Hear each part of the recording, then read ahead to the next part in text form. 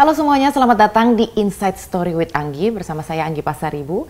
Dan di episode kali ini saya mau ngajak teman-teman untuk melihat bagaimana produksi suatu program itu. Jadi beberapa waktu lalu saya berangkat ke Bandung, Jawa Barat dengan tim untuk ikut agenda seorang gubernur Jawa Barat yang sudah memasuki hari-hari terakhirnya menjabat. Yes, Ridwan Kamil.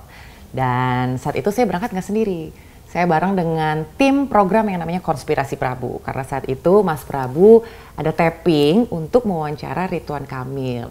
Lebih kepada pencapaiannya, kemudian bagaimana Ridwan Kamil harus menghadapi perpisahan dengan masyarakat Jawa Barat.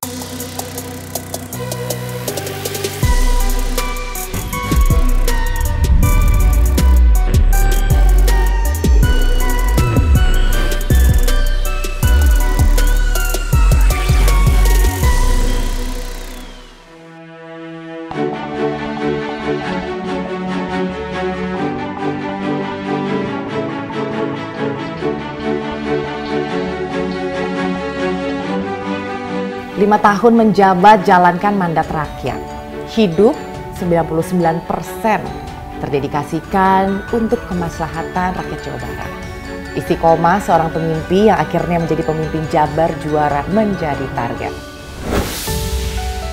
Kota Bandung jadi titik awal. Kota Bandung pun jadi saksi. Bagaimana 5 tahun kepemimpinan Ridwan Kamil berjalan, menjangkau sekitar 18 kabupaten dan 9 kota. Provinsi kedua terluas di Pulau Jawa ini pun tercatat melakukan 555 perubahan selama 5 tahun yang mencakup infrastruktur, sumber daya manusia dan juga alam. Tapi perjuangan belum berakhir. Demikian Kang Emil menyampaikan rasa terima kasihnya di ajang West Java Festival 2 September 2023 yang lalu. Dan akhirnya saya datang ke West Java Festival yang saat itu bertepatan dengan hari jadi Provinsi Jawa Barat ke-78. Dan acara ini ramai banget karena ternyata pengunjungnya bukan hanya dari kota Bandung aja, tapi semua warga dari luar kota juga ikut datang meramaikan acara. Ini acaranya diadakan di Gedung Sate dan itu banyak banget booth yang ada dari makanan, minuman, sampai macam-macam lah, dan juga booth-booth foto di situ. Nah, informasi yang kami terima nih teman-teman, Dinas Komunikasi dan Informatika mencatat lebih dari 100.000 pengunjung. Dan di acara ini juga Mas Prabu akan wawancara dengan Kang Emil.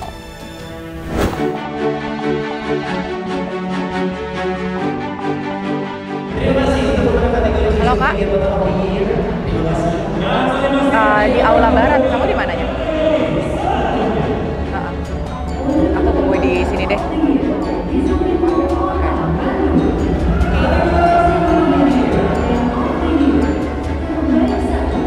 Mas Prabunya sih udah datang, cuman belum tahu di mana. Terpencar dengan para kru.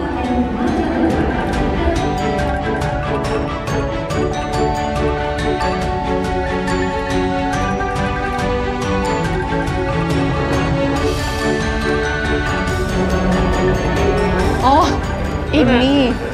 Makasih. Kayak labirin. Mas Prabu soalnya lagi mau nyampe ke sini, harus ditungguin.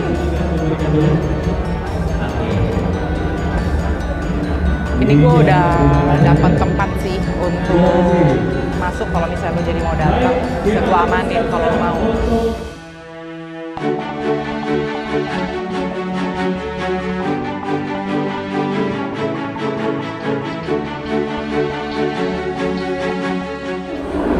Oh, di sini.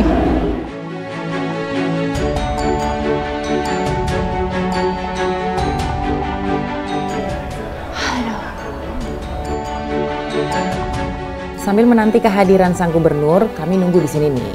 Ruangan tempat kami menunggu gubernur ini namanya Ruang Lokantara. Nuansanya bisa dilihat sendiri, etnik bercampur nilai histori. Ada pajangan foto gubernur dari masa ke masa. Jadi saya liatin nih satu-satu, dari gubernur pertama hingga yang terakhir, Ridwan Kamil. Sambil menunggu Kang Emil datang, saya juga sempat keliling area dalam gedung sate. Sesekali sambil mencari testimoni dari orang-orang yang betul-betul mengurusi kebutuhan harian Kang Emil. Nah, ini salah satunya. Nanti sebenarnya kita bukan hari-hari terakhirnya Kang Emil. Jadi kita pengen testimoni justru dari orang-orang terdekatnya dia gitu. Bukan dari pekerja gitu. Bukan dari pejabat lah gitu. Nah, Igun yang makin juga. Jadi sehari-hari nama lengkap saya Iwan Gunawan. Jadi panggilan sehari-hari Igun. Saya di Biro Admin, jabatan saya di rumah tangga Pak Gubernur. Ya, biasanya sehari-hari ngapain kalau orang Igun? Nah, sehari pelayanan kayak pimpinan sinada rapat, selalu Igun yang menyiapkan koordinasi dan lain-lain. Makanan gitu juga? Nah, makanan terus kayak rapat. Jadi bukan Pak Gubernur yang lain juga sampai Igun. Apa? Yang lain, jadi bukan cuma Pak Gubernur. Jadi yang lain Igun pelayanan semua. Semuanya dipelajari. Sedih nggak? Kok matanya merah berkaca-kaca? Saya kebetulan malam juga sampai jam 12 malam. Oh, kirain sedih mau ditinggal Kang Emil. Saya dulu kemarin sama Agda, gue minta maaf ya, terus saya juga ketinggalan sama bapaknya. Gimana lah gitu, suasana kita lagi. Sedih gitu. Melo. Jadi sedihnya gini, bapak tiap hari kita pelayanan seperti ini, ketinggalan bapak. Yang penting mah kita ikut bapak sehat aja lah. Jangan lupa ke Igun. Oh gitu. Jangan jadi ingat lah bapak kalau ingat ada lotek. Ya, oyen itu kesukaan beliau. Itu kesukaan bapak lotek? Lotek, bakwan, gitu, oyen, paling bakso.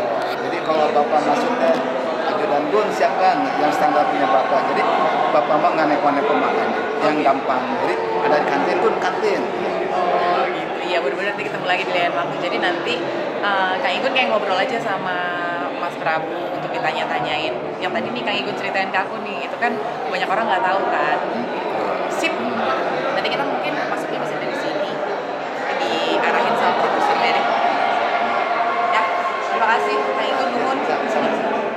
Ya, jadi itu tadi namanya Kang Igun, itu adalah stafnya Kang Emil yang biasanya tuh nyiapin semua agenda kalau ada meeting atau ada koordinasi dengan para pejabat lainnya atau dengan ya pokoknya semua agendanya Kang Emil, termasuk untuk menyediakan makanannya Kang Emil. Ini tadi aku sempat catet biar nggak salah ya, staf rumah tangga, ya benar, staf rumah tangga gitu. Jadi makanan-makanan kesukaannya Kang Emil tuh Kang Igun yang tahu.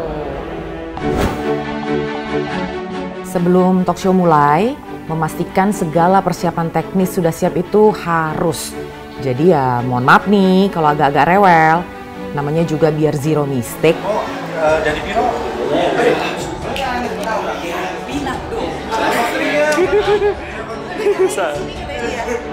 Maaf ya, kesalahan. Oke, satu lagi oke. Ya, silakan Ibu.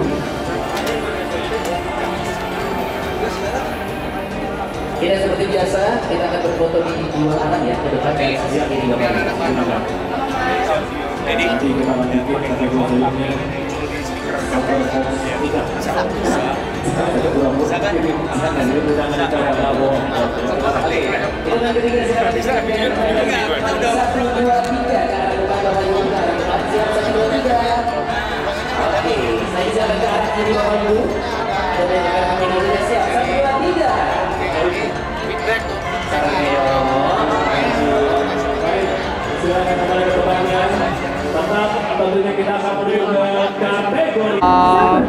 semua audiens bisa dengar kan? Literatur Aktif Penanggulangan Hoax Award. Tadi udah dites Mas. Diskominfo DKI Jakarta. tapi kalau di Diskominfo Kota Bogor. Soalnya takutnya gini, Diskominfo kita Provinsi bilang bisa-bisa, Dki ternyata pada saat udah di tag nggak bisa, nah kan kayak nama Mas Prabunya kan. pas pakai click on bisa kadang kan tahu dia bisa Ini bisa dites dulu nggak ya Masnya kira-kira? lagi acara Enggak nanti, Iya. pas bagiannya dia aja. Jadi pas bagiannya dia, ntar aku tinggal Dicek bilang, dulu kan? ya ntar aku akan bilang dulu ya. Karena masanya gini Mas, kalau udah masuk ke pospro dan jadi bermasalah kayak kemarin kita di Semarang, udah nggak bisa diapa-apain lagi. Audionya jelek, Ya, semua, makanya. semua pada bilang aman audio man-nya Iya. gitu. Apalagi Berapa ini. orang? Dua doang sih Mas. Oh, dua. Jadi nanti boleh kali ya pada saat si Kang Prabu sama Kang Emil udah duduk, ntar aku tinggal bisikin aja. Kita tes dulu deh gitu. Jadi kayak ada ice breaking-nya dari mereka gitu. Ngobrol aja. Iya, sorry. Iya. Cuma suruh ngobrol aja dulu. Makanya ntar kita juga sebelum tag, Iya. kita harus pastiin dulu audio aman. Iya. Nanti tinggal di queuing aja kan. Iya. Sip. Paling kan cuma 5-10 detik doang kan. Iya, emang harus cerewet. Soalnya nanti tuh kan kita akan one take oke gitu. Kang Emil dan Kang Prabu itu kan langsung di take di atas panggung. Jadi kita harus pastiin audionya itu aman. Jangan sampai nanti clip on mungkin aman nih, tapi ternyata tamu-tamu undangan atau ya pengunjung lah gitu ya, tamu-tamu undangan lah, nggak bisa dengar mereka ngomong apa ya. Jadi kan kayak asik sendiri nih. Makanya harus cerewet. Tadi bilangnya bisa Mbak, aman, bisa Mbak. Ya pokoknya nanti dites dulu gitu. Iya, tapi tadi tuh katanya kita tes udah bisa. Udah dites belum di panggung ya? Belum ya. Ya udah itu kan maksudnya kan. Jadi harus dipastiin sampai aman. Zero mistake.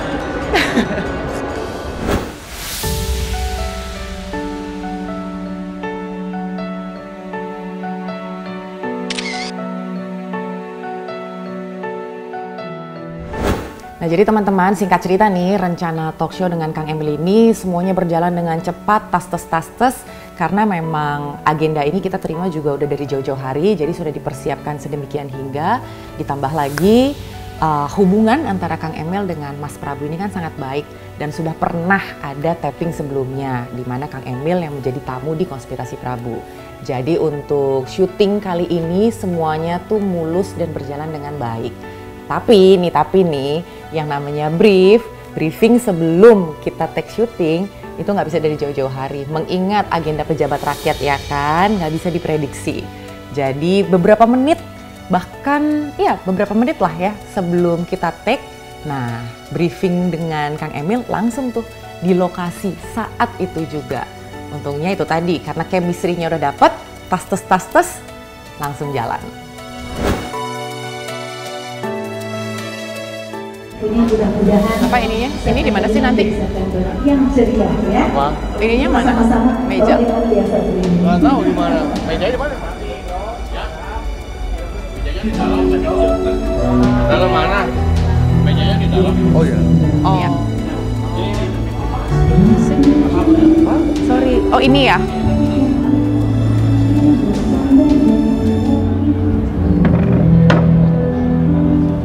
Oh. Kan ini begini ya. Lo, Sam mana Sam? Apa? Oh. Mau ditarik dulu keluar? Bagusan kayak gini sih sebenarnya ya. Nah, iya. Ya kan? Mau ditarik dulu Gak keluar? apa-apa sih. Tapi gimana cara nutupin kameranya tadi katanya?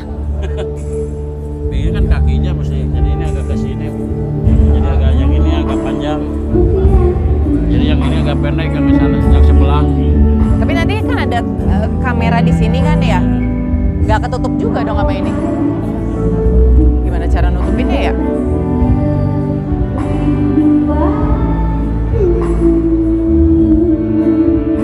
Yang ininya nih. Ini yang kaki ininya, Oh. jadi bisa juga gampang. Jadi yang ke depan lebih panjang. Iya benar. Biar kaki ininya nggak kelihatan katanya. Oke kok. Jadi ini kayak seolah-olah ada di sini ya. Iya. Ini aku tinggal sini aja nggak apa-apa. Makasih ya Mas.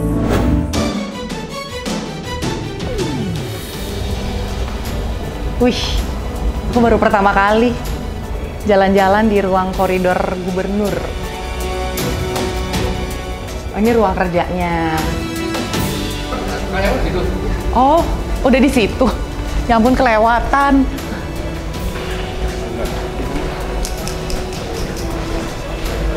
Udah di sini, Bapak. Pasang mic-nya. Ya nunggu sih. Hai Ibu. Hai. Ini masih ngintil aja. Kenapa masih dalam disco? Mau disco abis ini. Oh, jadi kita mau pasang audionya, clip on-nya dari sini karena nanti kalau udah di di stage takutnya akan riwah. Jadi seperti biasa, briefing dulu sebelum kita on air.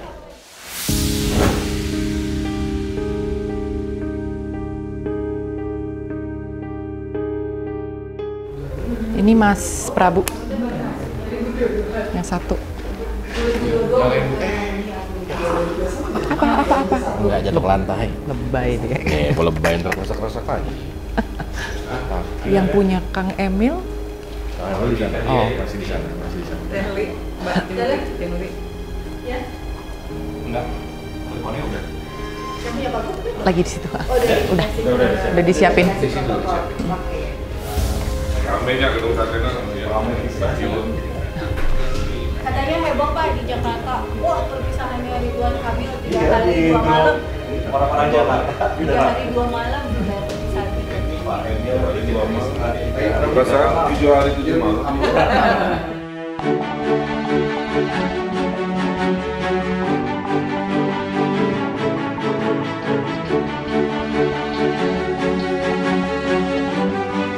Tahun dilaksanakan berupa awarding Yang humas awarding. para humas award. Jadi awarding dulu. Loading dulu, Pak. Akan dilanjutkan. Kira-kira yang dulu kita ditunjukkan. Iya. Tapi ini closing statement. Bukan closing, maksudnya apa namanya pernyataan pamungkasnya Ridwan Kamil.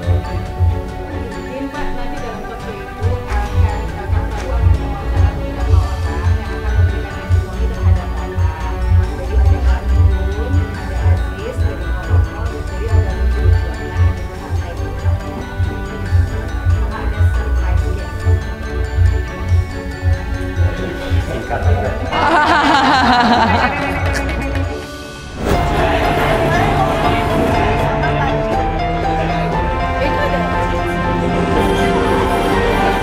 Ambil taplak lagi deh.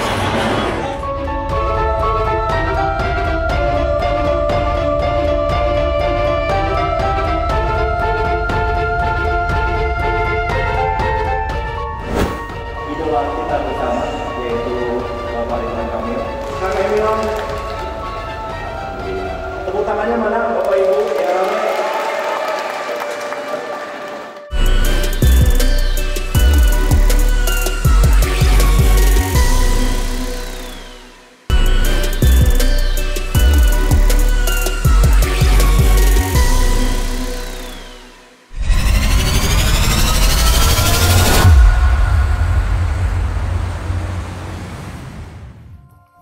Berawal dari niat yang tulus dan restu seorang ibu, hati tergerak tanpa belenggu. Bahu-membahu, membangun hulu, mengabdi tanpa rasa ragu. Masalah demi masalah menjadi bagian dari perjalanan ini, tapi amanah selalu jadi semangat untuk melangkah. Berbagai ide program dan rencana di batas meja kini terlaksana, menjadi bukti nyata dalam bekerja dan wujud cinta yang luar biasa. Beragam pencapaian dan apresiasi telah diterima, namun itu bukan satu-satunya tujuan, tapi demi kebermanfaatan semata. Memberikan manfaat untuk anak-anak sekolah, mengalirkan manfaat untuk petani-petani, menciptakan manfaat untuk pedagang-pedagang yang sedang berjuang, menghadirkan manfaat untuk mereka yang sakit, memanusiakan manusia, karena sebaik-baiknya manusia adalah manusia yang bermanfaat bagi manusia lainnya. 5 tahun berlalu cepat, masa jabatan berakhir dalam hitungan waktu. Beragam cerita dilewati bersama, dari bencana, duka cita, hingga bertukar tawa, canda, dan senyum bahagia. Meski tidak lagi menjabat, tapi hati, perasaan, dan energi selalu terpaut dengan warga Jawa Barat. Dari lubuk hati yang terdalam, kami memohon maaf dan hatur nuhun Jawa Barat tercinta.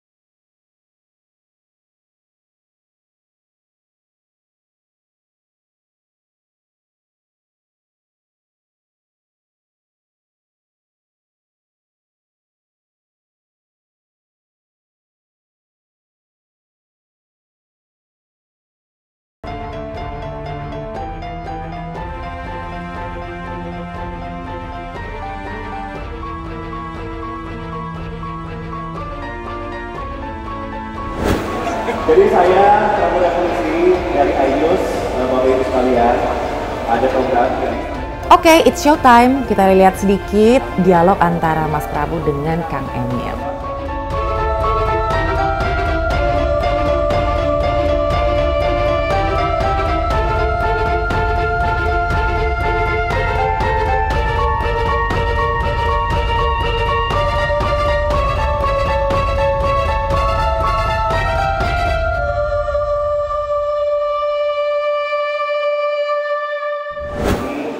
kami akan sama-sama berbincang bersama idola kita bersama, yaitu Bapak Ridwan Kamil. Dengan tepuk tangan yang meriah untuk Kang Emil. Alhamdulillah. Tepuk tangannya mana Bapak Ibu? Ya. Kang Emil, sehat? Alhamdulillah, sehat-sehat. Ini pertama kali dalam sejarah Aula Barat didekor oleh Spider-Man. Tapi jadi Rame. bagus banget ya. Iya, Kang? jadi meriah alhamdulillah. Sebagai arsitek gitu, Ridwan Kamil melihat gedung sate ini kayak gimana? Saya bukan karena kantor saya ya. Ini mah objektif sebagai praktisi arsitektur. Gedung pemerintahan yang bentuknya paling indah, paling berwibawa, paling keren adalah gedung sate. Wih, luar biasa. Gak pernah direnovasi, gagah sekali, usianya 103 tahun, dan bertahan sampai hari ini luar biasa. Ini harus jadi contoh bangunan-bangunan pemerintah, harus keren sehebat gedung sate lah ya. 5 tahun menjadi gubernur Jawa Barat, ini pasti banyaklah ceritanya, kenangannya gitu. Udah kemana-mana, tentu Kang Emil ya, bertemu dengan emak-emak, dengan tete-tete, dengan siapapun begitu. Pasti punya, istilahnya kalau orang Sunda tuh ada kretek di sini gitu kan. Kalau Kang Emil bagaimana? Saya udah lupa hari Kang, karena Sabtu Minggu rasa Senin. Sabtu Minggu rasa ya, Senin. Jadi saya udah jarang ngitung hari, paling diingatkan ini hari apa. Karena nggak ada perbedaan antara hari libur dan hari biasa, semua kerja. Dan alhamdulillah saya sangat produktif. Saya tidak mau ada satu hari tanpa ngambil keputusan. Rugi aja, ya. Karena pemimpin yang baik adalah pemimpin yang mengambil keputusan. Pemimpin yang buruk adalah pemimpin yang tidak mau ngambil keputusan. Lebih baik ngambil keputusan keliru terus diperbaiki daripada tidak mau ambil risiko, takut. Saya kira nggak begitu. Dan total sampai di wawancara ini jumlah penghargaan yang Pemprov terima 555 penghargaan. 555 penghargaan. Sama seperti syuting konspirasi Prabu lainnya, saya harus benar-benar memonitor. Tantangannya kali ini beda, karena crowded-nya minta ampun, jadi harus fokus. Biasanya kalau yang lain barangkali akan mellow, saya ngebayangin Pak Gub gitu ya. Dengan semua cerita itu, ketemu sama staff di sini, ketemu sama masyarakat, sekarang 3 hari lagi itu ada mellow-nya gitu. Kang Emil mellow nggak? Tiap pidato sekarang saya banyak terharu lah. Bahkan ada momen agak aneh ini. Kemarin di Cianjur, peresmian alun-alun. Ya. Itu ribuan warga kan histeris. Ya, ada rekamannya lah ya. Tapi di momen itu tuh, suasana tuh di otak saya jadi hening. Entah kenapa, saking bisingnya kali ya. Jadi teriakan itu nggak masuk ke telinga saya, si ibu-ibu gitu. Di situ karena pakai kacamata hitam, justru saya meneteskan air mata. Sebegitunya si warga itu menyambut kita ya. Kalau kitanya kerja benar, itu bayarannya. Didoain, dimintain selfie, ya, dikorowot. Ini pernah berdarah 2. Tapi itu tanda cinta gitu. Seburuk-buruknya pemimpin di era hari ini adalah pemimpin yang tidak diajak selfie. Nah itu hati-hati. Kang, doa yang paling Kang Emil ingat ya dalam perjalanan Kang Emil sebagai gubernur dari masyarakat, itu ada doa nggak yang nempel gitu di sosok Ridwan Kamil? Momennya itu paling banyak yang mengharukan dari para kiai lah ya. Para kiai mendoakan saya supaya selamat dunia akhirat. Jadi jangan hanya selamat dunia. Jadi artinya jangan hanya program selesai, jembatan, jalan, apa beres, tapi juga integritas kita harus baik, ketaatan kita bagi pemimpin, berat kan. Pemimpin itu kan dipersepsikan manusia yang tidak boleh salah. Iya sih, benar. Kedua, pemimpin itu dipersepsikan pinter segala urusan. Dari urusan ekonomi, inflasi, desa, polusi, infrastruktur, alun-alun, Al-Zaitun semua harus dipahami. Nah, itu beratnya. Ya. Kedua, kerja diomongin, nggak kerja digibahin.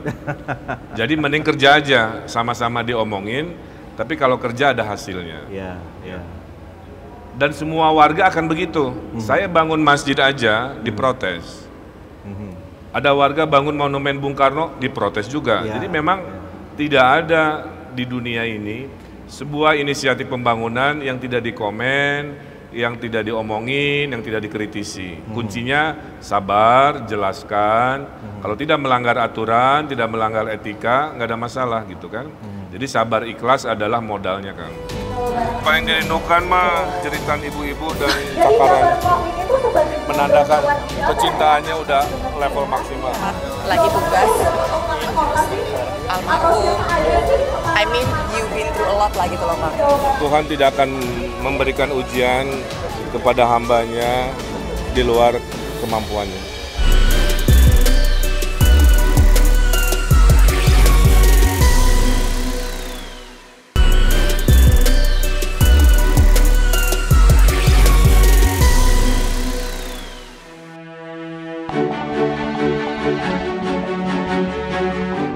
Banyak catatan yang saya tangkap dari pembicaraan antara Kang Emil dengan Mas Prabu. Fakta bahwa ada 555 perubahan yang dilakukan dalam 5 tahun masa kepemimpinan Kang Emil. Jadi kalau di rata-rata ada 111 langkah taktis yang dilakukan dalam 1 tahun demi Jabar juara. Nah, perubahan-perubahan inilah teman-teman yang pada akhirnya menjadikan Jawa Barat sebagai provinsi terbesar untuk investasi. Itu sekitar 175 triliun rupiah. Padahal 5 tahun ke belakang kita tahu betul banyak badai mendera Indonesia. Salah satunya soal pandemi COVID-19. Dan kalau di Jawa Barat ada gempa Cianjur. Dan ini nyata banget bahwa perjalanan memimpin Jawa Barat tidaklah mudah. Oke, nah ini segmen yang terakhir nih kita masuk ke agenda gimmick. Ini tuh it's a must lah kalau di dalam program Konspirasi Prabu. Tapi untuk gimmick yang kali ini kita menghadirkan orang-orang terdekatnya Kang Emil yang selama ini berkontribusi untuk setiap agendanya Kang Emil. Ada dari staff, ada juga dari seseorang yang selalu langganan MC. Jadi banyak nih komentar-komentar dan juga kesan-kesan dari mereka-mereka ini. Yang pertama ada Pak Igun. Jadi Pak Igun ini kalau saya tidak salah adalah yang setiap hari memberikan kopi ke Kang Emil begitu ya, menyiapkan sarapan dan lain sebagainya. Kang, kalau pagi-pagi itu Kang Emil mintanya apa aja buat sarapan? Gini Pak, kalau ada acara sini, kalau Bapak belum sarapan di rumah, suka ngontek, Gun, Bapak siapin bubur atau kupat tahu gempol. Siap. Kesan-kesannya Pak Igun sama Kang Emil bagaimana? Pak, jangan lupa buat ke Igun Pak ya. Pernah dimarahin nggak sama Pak Gubernur? Alhamdulillah, cuma gini aja, kalau juga Gun, serius tuh Gun. Siapa Pak? Serius tuh Gun, ketawa tuh Gun. Kenapa? Serius tuh. Atur nuhun ya, Siap, Pak Igun. Terima kasih. Kang Aziz ini, kalau Kang Aziz beda nih, waktu saya wawancara tuh semangat banget. Saya mau ngomong hari ini sama Kang Gubernur, katanya ada unek-unek. Apa unek-uneknya Kang Aziz? Baik, mohon izin. Bapak sebetulnya ini agak sedikit tegang Pak. Kalau misalkan mohon izin, saya Aziz dari bagian protokol mungkin melalui dengan Bapak kalau saya baru Pak selama 3 tahun melalui dengan Bapak, yang paling terngiang di otak saya itu ketika saya dimarahin Pak. Dimarahinnya kayak gimana waktu itu? Ngarang-ngarahin saya tapi kok salah gitu. Mohon izin Pak, kurang lebih begitu Pak. Iya, Kang Emil ada yang mau disampaikan sama? Iya, gini. Takutnya trauma terus-terusan nanti sama yang baru. Yang penting mah mohon maaf lahir batin Kang Aziz ya. Siap. Semua ekspresi saya itu nggak ada pribadi. Semuanya urusan kelancaran. Siap. Saya itu pemimpin yang nggak ribet sebenarnya. Kalau saya sampai marah, berarti ada sesuatu yang tidak bisa saya toleransi. Yang penting kan tidak ada ke pribadi, nggak pernah satu pun. Tapi dimaafin atau ya kalau gitu Maya. Ya saya mohon maaf kalau suara saya dianggap bikin tidak nyaman, mohon maaf. Satu lagi. Siap. Satu lagi nih, ada yang namanya Teh Cindy. Wah, kalau Teh Cindy ini request, saya mau ngomong katanya. Selama ini Teh Cindy ini jadi MC ya, selalu mengawal acaranya Pak Gubernur. Baik, mohon izin Pak Gubernur dan juga Kang Prabu, yang jadi mengganjal sedikit di hati saya adalah selama 5 tahun saya jadi protokol Bapak, mungkin sudah ratusan acara saya jadi MC Bapak, tapi tidak pernah satu kali pun saya foto bareng Bapak. Nah itu Pak, jadi sedih saya Bapak. Foto katanya. Kalau mama saya nanya, Teteh mana foto bareng Pak Gubernur? Nggak ada Mama, gitu jadi sedih. Mungkin boleh Pak saya foto bareng Bapak? Kita ajak ke sini aja. Boleh Pak, alhamdulillah terima kasih. Berarti dia nggak pernah minta ya? Nggak pernah minta. Sini saya fotoin, saya aja yang fotoin nggak apa-apa.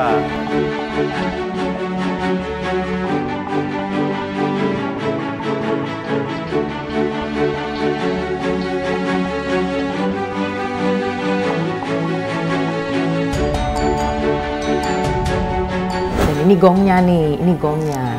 Jadi kita bilang ada penelpon misterius yang ngefans banget dengan Kang Emil.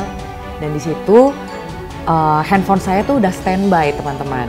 Bahwa video call dari orang ini udah ready. Dan Kang Emil nggak tahu ini siapa. Ini kami mencari dan merayu agar mau bicara seseorang yang cinta mati kepada Ridwan Kamil. Kita rayu-rayu untuk bicara, ini kesempatan terakhir untuk bicara di layar televisi dan juga di depan masyarakat Indonesia. Mohon izin, Kang, disapa langsung. Oh, alhamdulillah. Katanya mau memberikan doa untuk anak tercinta, ini dari Maci. Ibu saya. Maci ini usianya 84 tahun. Maci ini lagi dengan kawan-kawan di TV, juga dari seluruh PNS Jawa Barat. Maci mungkin punya sesuatu ingin disampaikan karena berapa hari lagi kan Emil akan mengakhiri jabatan. Ada nasihat buat anaknya atau juga buat kawan-kawan di sini? Maci mengadoakan apapun yang akan Emil laksanakan, Maci untuk apapun yang dikerjakan Emil dan kawan-kawan, dan hal itu adalah baik, silahkan saja. Maci hanya mendoakan saja sebagai seorang ibu dengan kalimat Robi habli minas solihin, jadikanlah anak hamba ini adalah manusia yang soleh. Robi habli minal muttaqin, jadi seorang anak yang senantiasa takwa. Robi habli minas sobirin, dan senantiasa sabar. Dan jadi soleh, takwa, dan sabar, itu doa Maci. Sehat-sehat. Nanti hadiah skincare menyusul.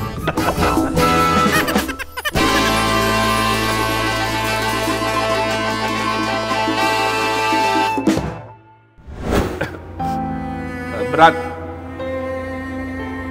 Saya memeluk Maci sepulang dari Swiss. Waktu melaporkan kehilangan Eri lah kira-kira begitu. Itu selama berhari-hari kan mencari anak saya.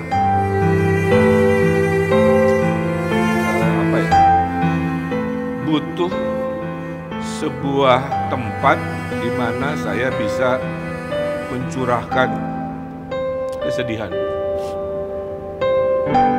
Dan itu hanya ada di pelukan ibu.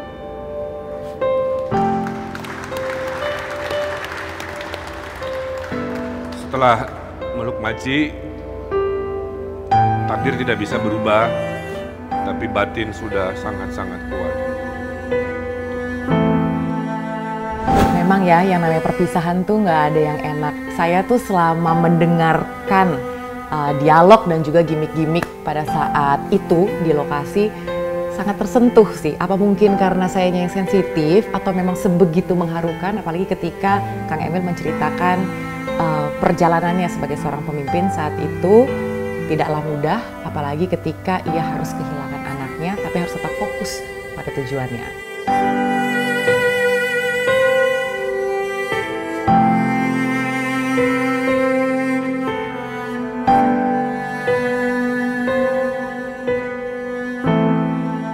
Akhirnya tappingnya selesai juga, bisa bernafas dengan lega bersama dengan teman-teman, tapi lupa kalau ternyata kan harus wawancara Kang Emil ya.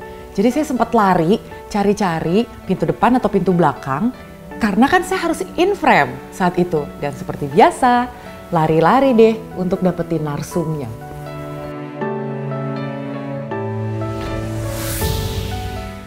Paling dirindukan mah jeritan ibu-ibu dan cakaran, menandakan kecintaannya udah level maksimal. Lagi tugas, terus almarhum, I mean you've been through a lot lah gitu loh Kang. Tuhan tidak akan memberikan ujian kepada hambanya di luar kemampuannya. Jadi Allah tahu saya akan kuat sambil kehilangan anak, sambil harus mimpin masyarakat, sambil tidak bisa menghindari dari yang namanya sorotan kamera, saya lalui aja. Jadi bagian dari kan nggak banyak pendewasan. Dan itu kan nggak banyak orang yang bisa meninggalkan kepentingannya sendiri untuk orang banyak. Means you self-centernya. Iya, saya itu paling gelisah kalau takut orang tuh berpikiran buruk bahwa saya tidak amanah, bahwa saya tidak melayani, bahwa saya malas-malasan, itu paling takut. Makanya saya harus jawab dengan kegiatan, dengan keaktifan, bahwa saya pemimpin yang rajin, pemimpin yang selalu mengedepankan urusan rakyat. Kunci nggak egois itu ya Kang?